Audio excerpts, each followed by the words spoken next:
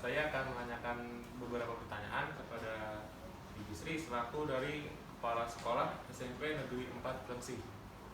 Ibu, bagaimana sikap Among yang Ibu terapkan kepada para tenaga pendidik dan tenaga kerja di SMP Negeri 4 Cilengsi?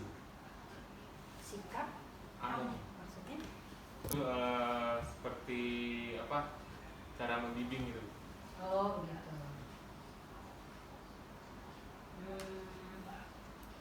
Mungkin kepemimpinan kali ya. Iya.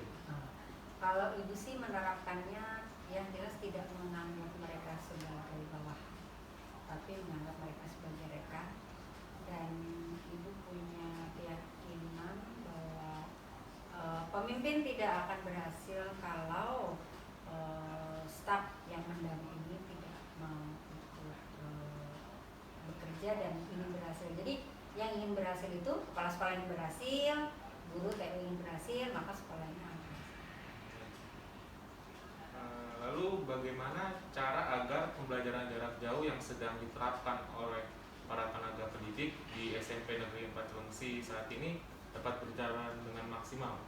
Upaya apa yang Ibu lakukan kepada para pendidik? Yang pertama jelas fasilitas WiFi ya.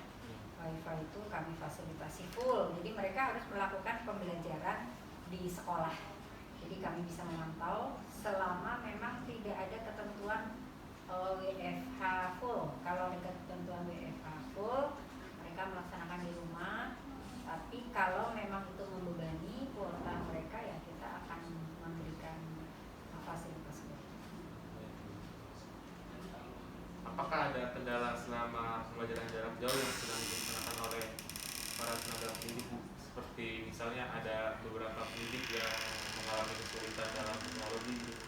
Apakah ada upaya dari Ibu untuk membantu? Selama ini sih tidak ya, karena memang kami punya tim IT. Kalau mereka misalnya ada kendala, ada apa yang mungkin belum dipahami, kami akan menggerakkan tim IT untuk memberikan bantuan. Berarti adanya sebuah menambah ilmu dari tim IT ya. Terus bagaimana cara Ibu sebagai kepala sekolah dalam menyikapi dan memberi solusi jika ada kendala dihadapi saat proses belajar jarak jauh? Karena misalkan penyampaian materi yang kurang begitu efektif gitu. Iya. Kalau untuk materi seefektif pada saat tatap muka tidak mungkin atau sebelum era pandemi ya, karena dari segi waktunya berkurang, kemudian pembelajaran online yang tidak tatap muka dengan tatap muka itu juga berbeda. Jadi anak itu akan lebih siap secara mental kalau mereka duduk bertemu dengan guru gitu kan. Tapi kalau online kan mungkin ada yang sambil tiduran, ada yang mungkin lagi ngapain di rumah gitu. Itu kendala yang mungkin untuk mengatasinya tidak terlalu berat. Yang paling berat adalah kendala apabila siswa tidak punya gadget atau tidak ada jaringan internet gitu. Adakah upaya dari Ibu lakukan untuk melaksanakan fungsi manajemen terkait fasilitas, sarana prasarana serta kinerja masing-masing tenaga pendidik sekolah agar bisa terlaksana dengan baik? Apakah ada dengan pembaruan fasilitas atau apa itu? Ya jelas kami menambah kekuatan internet ya, itu kami tambah. Di upgrade itu. Betul. Baik. Ya, itu emang. Oke teman-teman, tadi sudah berbicara dengan Ibu Kepala Sekolah. Berikutnya saya di sini akan mewawancarai dengan Pak Rizky. Pak Rizky, saya sini izin bertanya, bagaimana kepemimpinan yang dilakukan Kepala Sekolah SMP Negeri 4 Cilengsi selama menjabat? Mengenai kepemimpinan, beliau cukup merangkul ya kepada seluruh guru, artinya memberikan fleksibilitas kepada setiap guru untuk melaksanakan tugas dan fungsi masing-masing. Untuk pengawasan sendiri tidak terlalu ketat, tapi benar-benar menanamkan tanggung jawab kepada setiap guru untuk melaksanakan tugasnya. Meskipun pada pelaksanaannya memang banyak hal-hal yang tidak berjalan sesuai dengan yang diinginkan. Bagaimana? Apakah visi misi kepala sekolah sudah berjalan dengan baik, Pak? Visi misi sekolah selama ini berjalan dengan cukup baik, meskipun ada beberapa yang belum tercapai, dan itu menjadi PR bagi pihak sekolah untuk tahun pelajaran berikutnya supaya bisa dikejar gitu, bisa tercapai. Apa saja sih Pak prestasi yang sudah diraih oleh SMP Negeri 4 Cilengsi ini Pak? Mengenai prestasi pada masa pandemi ini yang diraih oleh siswa sendiri sih belum ada lagi ya, selain dari kepramukaan. Biasanya kita ketika masa-masa sebelum pandemi kita meraih beberapa prestasi di bidang pramuka ya, yang diselenggarakan oleh sekolah-sekolah di sekitar Cilengsi atau bahkan di Kota Bekasi. Kemudian Paskibra juga kita sempat meraih prestasi untuk di tingkat Kabupaten Bogor maupun Jabodetabek. Kalau di olahraga, di bidang seni dan budaya, sampai saat ini kita belum mendapat prestasi yang cukup tinggi. Di bidang sains juga sama ya, belum. Paling kita karena pencapaian prestasi dari siswanya masih belum optimal, jadi kita mencoba untuk meraih prestasi-prestasi bidang lain, seperti misalnya mendapatkan penghargaan adiwiyata tingkat kabupaten dan provinsi, kemudian mengikuti lomba sekolah sehat dan lain-lain. Jadi di bidang-bidang itunya kita mengambil prestasinya. Bagaimana proses pembelajaran daring di sekolah ini Pak? Kita blended ya sistemnya, jadi dan fleksibel, menyerahkan keleluasaan kepada masing-masing guru untuk menyampaikan pembelajaran secara daring sesuai dengan kapasitas dan kenyamanan guru tersebut. Ada yang menggunakan Zoom meeting, Google Meet gitu ya, tatap muka langsung. Ada yang menggunakan Google Classroom, ada yang menggunakan WhatsApp grup aja, ada yang kalau ujian tetap Google Form. Artinya kami fleksibel saja untuk menyerahkan pembelajaran daring ini sistemnya seperti apa kepada masing-masing guru. Jadi mau guru tersebut misalnya membuat video di-share di YouTube, kemudian linknya di-share ke siswa, ya dipersilahkan. Baik Pak.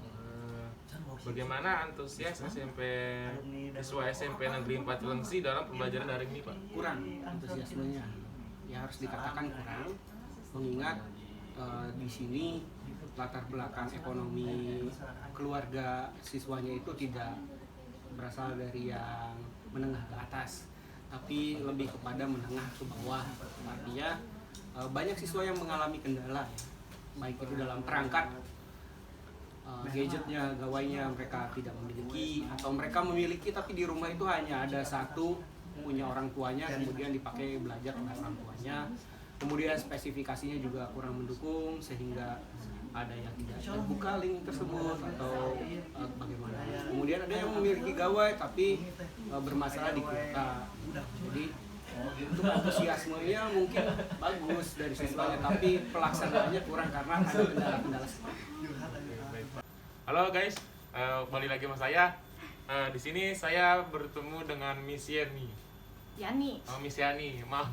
Pertanyaan, cara apa yang dilakukan para sekolah dalam memberikan motivasi kepada guru-guru dan murid-murid SMP Negeri 4 Cilengsi? Dalam memberikan motivasi ya. Iya. Wah, saya akui ya, kepala sekolah itu kalau memberikan motivasi luar biasa. Langsung terjun ke lapangan. Menunjukkan ini ABCD. Jadi memotivasi sebenarnya bagus ya, dengan program dia, terutama program kegiatan kesiswaan. Selalu mengecek, mengontrol. Kadang turun ke lapangan, Misian ini ikut jadi panitia gitu. Jadi kita sebagai guru, ibu kepala sekolah ikut nih, kan nggak enak dong. Tapi ada juga sih yang bodo amat ada gitu. Tapi hanya ini saya lihat kalau masalah motivasi memang kepala sekolah kami luar biasa. Iya. Berarti di sini para sekolah ikut terjun langsung. Iya, untuk kegiatan kesiswaan ya. Itu emang aktif. Baik nih. Terus bagaimana sih cara guru memonitoring proses pembelajaran di masa pandemi seperti ini? Memonitoring maksudnya gimana ya? monitoring siswa gitu. Melihat pengawasannya. Iya gitu. Kita paling dari absen, Zoom meeting itu kan berapa siswa yang ikut, dari absen yang dibuka, kemudian tugas mereka di Google Form. Karena kebanyakan dari kita itu kan dia dari Google Form ya. Nah di situ kan kelihatan tuh, oh setiap guru pasti pakai absennya ya kan. Kemudian mengumpulkan tugas kan ada tuh di situ ketahuan.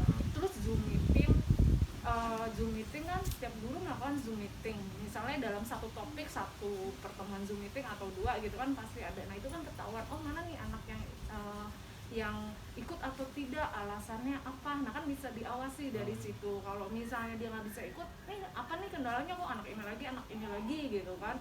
Jadi bisa dilihat, oh kalau misalnya nggak punya internet, komunikasi nih dengan wali kelasnya. Jadi setiap guru mata pelajar nanya ke wali kelas, ini kenapa ya, kok anak ini nggak pernah ikut pelajaran saya gitu.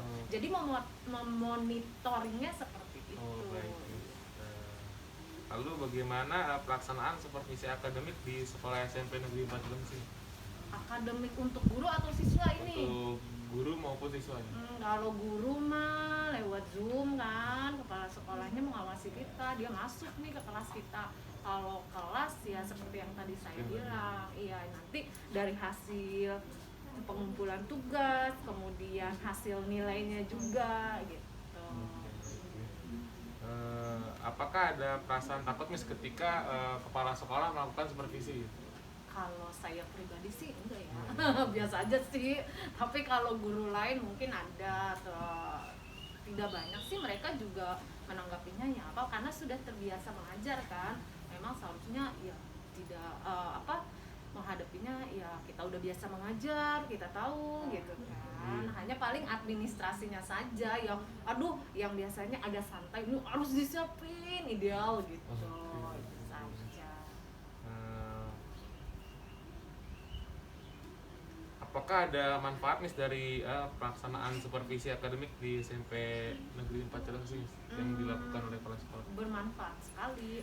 Satu, dengan adanya supervisi nanti kan ada pembahasannya ya, evaluasi. Ada evaluasi dari kepala sekolah atau dari kita sendiri untuk menaikkan pangkat kita gitu kan, untuk perbaikan bagi yang guru banget di sekolah negeri kan, perbaikan ini gitu, karena nanti itu dinilai supervisi itu bagi guru ya, tapi supervisi biasanya dilakukan.